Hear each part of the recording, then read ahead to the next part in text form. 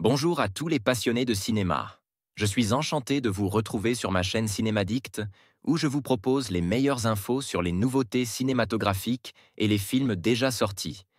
N'hésitez pas à vous abonner pour ne rien manquer des contenus captivants à venir. Allons-y. Bonjour à tous. Dans cette vidéo, je vais vous présenter ma critique du film Get On Up, qui retrace la vie incroyable de James Brown. Je vais explorer les performances des acteurs, la direction artistique et la manière dont le film rend hommage à l'héritage musical de cette légende. Je partagerai également mes réflexions sur les moments clés du film et ce qui, selon moi, fonctionne ou non.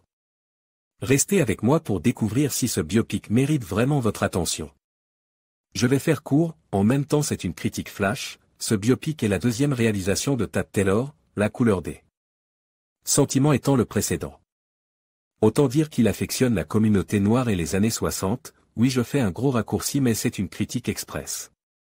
Donc introduction express aussi. On démarrait la critique tout de suite. Ce biopic est peu dramatique et le caractère du personnage plutôt attachant en dépit des problèmes de drogue, de violence conjugale et autres de cette légende de la musique, mais c'est tout à fait pardonnable étant donné qu'on se retrouve beaucoup plus face à un hommage qu'une démonstration de descente aux enfers. De plus il faut faire ressentir au spectateur la joie que procure la musique de James Brown, le message étant un peu, même si tout va mal, la musique est signe de force et de joie de vivre, joie de vivre. Traduit par ce même funk mais aussi d'autres styles comme le gospel. Par ailleurs une mise en scène et un montage plus que jouissive, on a même le droit à des regards caméra brisant le quatrième mur. Mais qui ne nie pas au rapport que le spectateur a avec le film, après tout c'est un biopic, film de manière fictive certes mais qui raconte une histoire vraie, alors pourquoi ne pas prendre un type de mise en scène appartenant plus généralement au film documentaire? Le tout sur la musique du roi de la funk. Une interprétation de Boseman plus que réussie, à noter que ce film est vraiment à voir en VO, la VF gâchera la prestation de Boseman, je vous l'assure. Vous vous doutez qu'il y a bien plus à dire sur ce film, mais quel intérêt de vous gâcher le plaisir?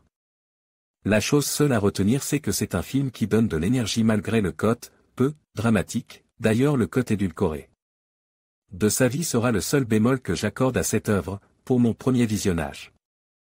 Alors je le dis, que vous connaissez ou non James Brown et sa carrière, la puissance du funk et le côté mégalomane de cette légende sont au rendez-vous.